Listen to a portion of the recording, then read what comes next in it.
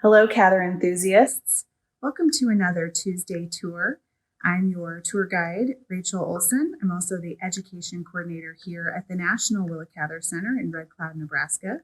And today I'm going to show you around the Red Cloud Opera House. This was a place that Willa Cather really cherished as a child and had a couple of important moments here in this auditorium as well. So please stay tuned. Following my tour, we also have an extra special treat. We have Carla Post, our program coordinator, sharing some music from the period with us. So please stay tuned for that as well.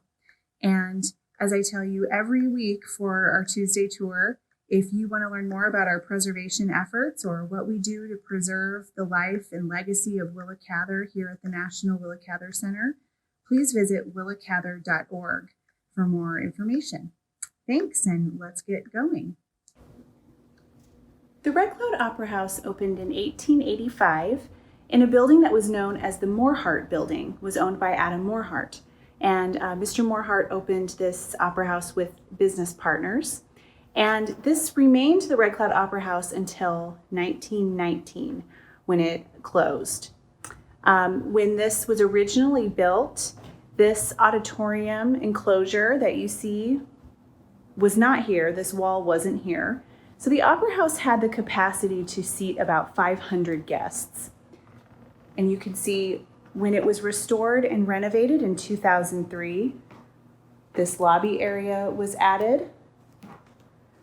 So there's a bar for refreshments, and this leads up to the crow's nest, where our sound and lighting technicians control everything during performances. You can see this corridor, which leads into our moon block building next door.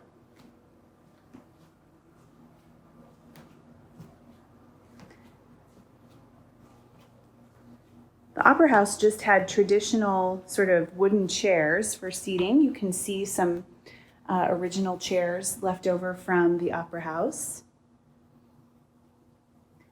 Very simple, modest seating. And now you can see that the auditorium is enclosed and it seats about 300 people. And there are a variety of events that take place here. We have a full season of Opera House performances every year. And we also host different banquets, our spring conference, and other events that are scheduled by people interested in reserving the space. As far as fixtures in this auditorium that are original to the Opera House, the wood floor is original. The columns in the center of the auditorium are original to the building. And then as we come closer to the stage, you can see that the wood paneling on the front of the stage is original. The stage floor had to be replaced. We also have some original backdrops from the first iteration of the Opera House.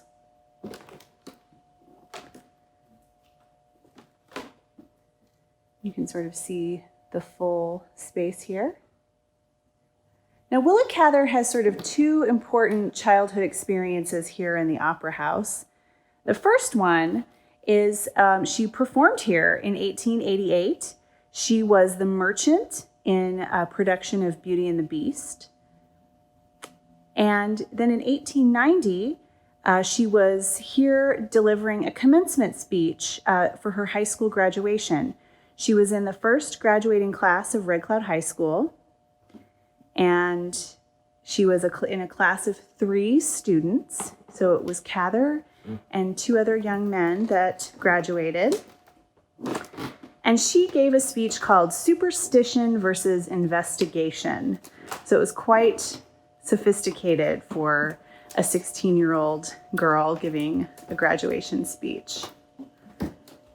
Now you can see through this little back hallway. The light may not cooperate, but we'll give it a try.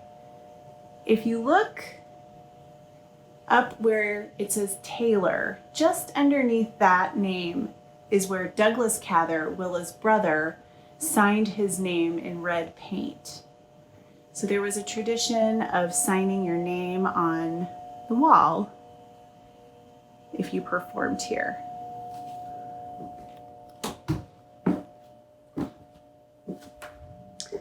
This space opened in 2003, as I mentioned earlier, and it's been open ever since. So this space is really important for our community. And Willa Cather also thought that the Opera House served an important function in the community. She wrote a letter in 1929 to Harvey Newbranch, where she detailed some of her thoughts about the value of a theater space or a performing arts space in a community, and just the value and fond memories she had of theater troupes coming to perform here and waiting for them to arrive in town and really experiencing what they could bring to a local audience as art and entertainment. So Cather really appreciated that sort of event that happened in her childhood. And of course, later, as a college student in Lincoln, she became a theater critic for the Lincoln newspaper. And she had quite a reputation for her very opinionated reviews, sometimes scathing. But that love of theater and opera and music carried on throughout her whole life. And of course, with works like The Song of the Lark and Lucy Gayheart and many of the characters in her short story collection, Youth and the Bright Medusa, you could see, that she really enjoys writing about performers and artists.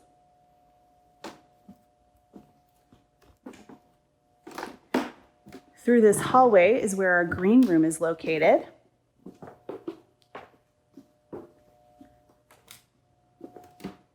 And you can see that we host art exhibits in this auditorium space as well.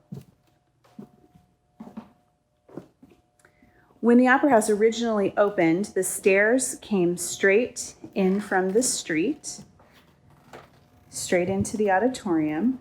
So you can see that's been renovated.